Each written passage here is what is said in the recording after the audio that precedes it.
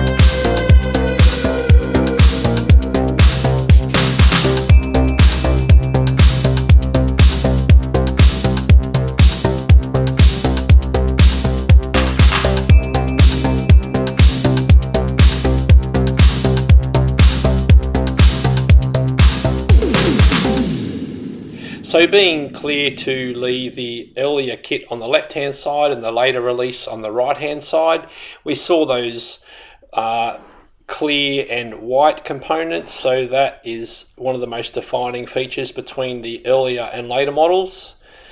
But I did go through each kit carefully and examined from the left end to the right of each component, and they all looked very similar, so I couldn't notice any big differences. So if there's something you think I've missed and you know more about these than I do, I'd like to hear from you in the comment section.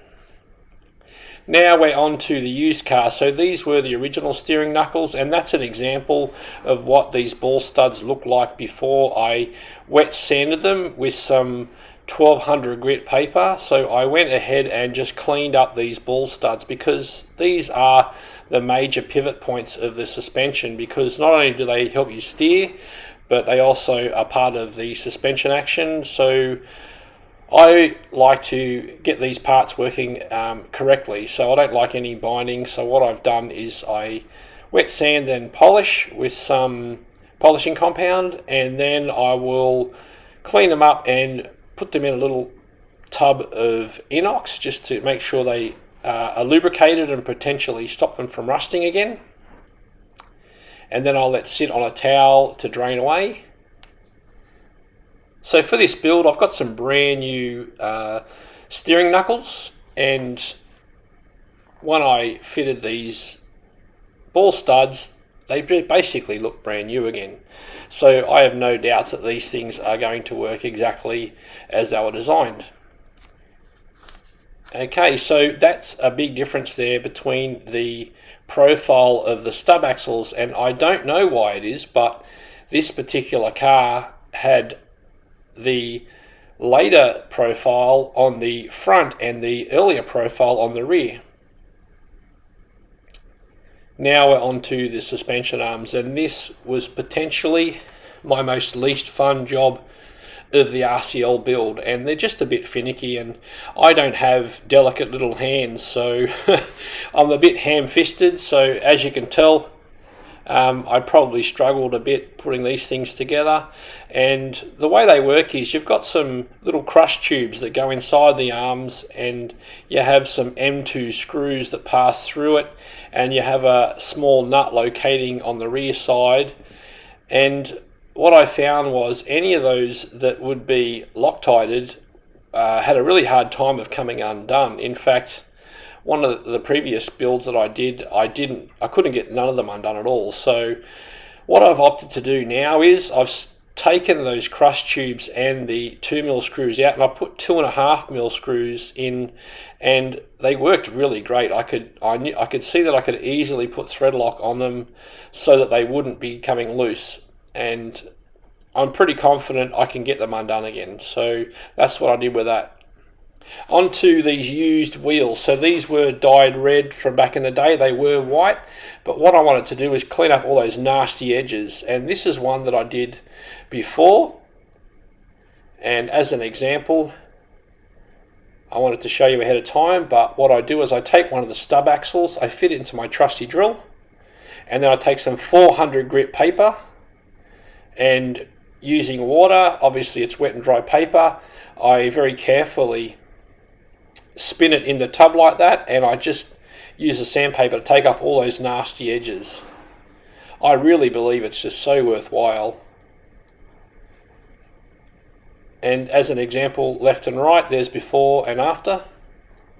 So what I wanted to do was I intended to dye these rims black. I didn't mind them in the red, but they weren't even, so I had some black dye that had been sitting around for quite a while, actually in the cupboard, and I don't know whether it had gone off, but 10 minutes worth of simmering away, I thought maybe they'd go black because it was supposed to be black dye. But what I did periodically was take them out, rinse them with cold water, and then I put them back in again, and basically after 10 minutes this is what I got. I actually really like the colour of these rims. I thought they were very cool and retro, and I think it looked better than the black, to be honest with you.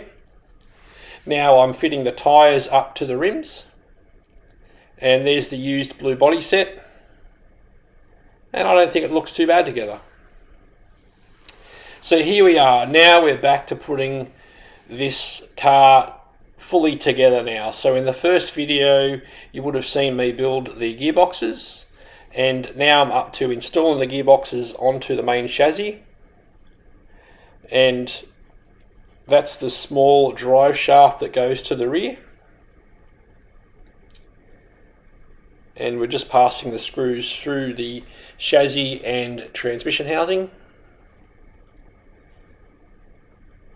And you want to be careful if you change these screws. If they aren't the right length, you're going to have a lot of trouble. And now to the front prop shaft. It has an aluminium cover there, which I thought was kind of cool, because if for the electronics that are inside of that part of the chassis, they won't be getting caught up in that prop shaft spinning around. And again, these screws, definitely, if you're going to swap them out, you don't want to have them too long, because that point there, if it comes any further out than that, you're going to have problems binding against the suspension arms, which I did in the first two builds because I put full stainless steel screws in them. And again, this is where the chassis got challenging, and I'm a little bit ham-fisted, I can't lie, but there are so many little bits and pieces that really should be done in the right order, and I looked at the manual and I didn't quite feel that the order in which they had suited me. So this white component here is for the camber adjustment on the top suspension arm. So we're talking 1986, and what a design. It had a cam effect, so you could actually adjust it and it would push the top arm out or bring it back in again. So yeah, very cool. We're talking hot shot era, and this car actually had camber adjustment, which is really surprising for me. And in go the dog bones, and fastening the top arm with the suspension pin. And by the way, what I did was, those suspension pivot pins were all rusty and cruddy, so I polished those up as well and soaked them in inox, and hopefully they won't rust again. These are the components that make up the front suspension, and this little white spacer I found a bit easier just to put that on the arm first, and then with a pair of needle nose pliers install the rear one. And here we go, popping the pivot pin through the suspension arm and the gearbox housing. And it's interesting to know as well that they have some grub screws that go in and actually hold those components in place. So I didn't install them in this car because I found the gearboxes to be a little bit weak, and I just thought there was extra pressure to go on it, and I'm not sure this car will ever get run, so I opted to leave them out. Now we're on to the linkages for the sway bars, and in the manual they recommended they go on first, but I don't know why. I just thought I'd do them last. They were rather finicky, and there is a little spacer that goes either side of that, and a big M3 screw passes through the arm and tightens down on an eye locking nut, which is located in the rear of the part of the suspension arm. Again, now onto the rear. So this way, on the rear, I'm installing it on the sway bar first and then dropping it into the arm. Again, it really does require your patience to do a good job of this. But, you know, if you've got a decent bench and some good lighting, it makes it a little bit easier.